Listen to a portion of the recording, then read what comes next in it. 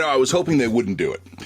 I was really, really, really hoping we would not have to have an election right now. And it's not that I don't love democracy. I really love democracy. It's not that I don't think that there aren't issues right now worth having an election over. It's that I just didn't really want to have one right now. Couldn't we have waited a few months? Couldn't we have waited to the fall?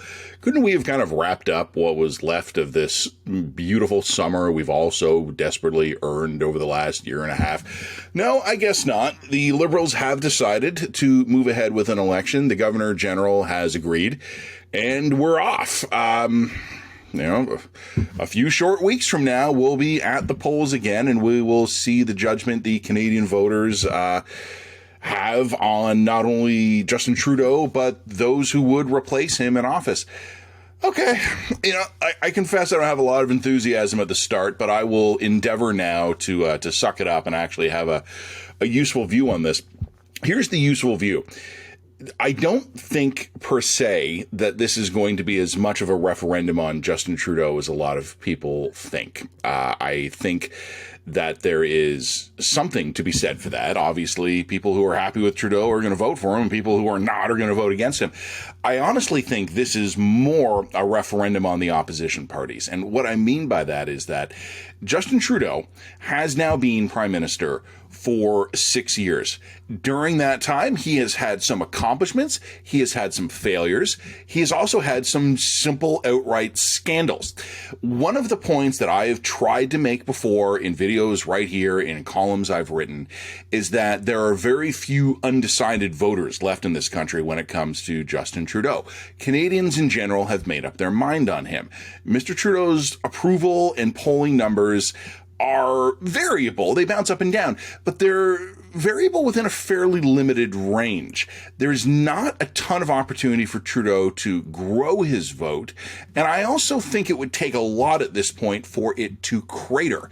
The question is whether or not the opposition leaders, and right now I mean mostly Jagmeet Singh and Aaron O'Toole of the NDP and the Conservatives, respectively, this is their moment. The voters know Trudeau. They've had a year and a half of living in this unprecedented, in modern times, national emergency, where the Trudeau government, again, has had some successes, but has also had some gigantic failures. If you right now, as either the NDP from the left or the Conservatives from the right, cannot find a way to connect with voters and go after the guy with 6 years of accumulated baggage, I don't really know what the hell you're doing. This is an opportunity, and the polls have shown us that no one has this thing entirely locked up. This is an opportunity for the Liberals, and I think strategically they've made a pretty good decision. I understand why they have decided to have this election now. Things will get harder for them from here on out. But I also think they're doing it in a bit of a rush because they know they have a very narrow window. All the opposition is going to have to do, and again, from the left for Mr. Singh, from the right for Mr. O'Toole, is offer voters some combination of a true accounting of the Liberals' time in office, and also a meaningful alternative. What would the NDP do differently? What would the Conservatives do differently? And you all know the way voting in this country works. A strong NDP will bleed votes away from the Liberals and might allow the Conservatives to win some of those seats, particularly those eastern seats in parts of the country they fell short in last time, even while beating the Liberals by more than 200,000 votes. This is a huge opportunity for the opposition. This is their moment.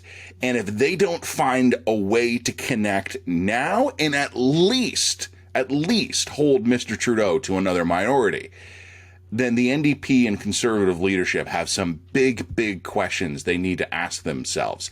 I know what they'll want to do. They'll want to blame the media. They'll want to blame the power of incumbency with all the spending. They'll want to blame the Eastern Canadians. I get it. But all of these things are facts on the ground. And if you can't win an election in spite of these things now, in this moment, you're in deep trouble.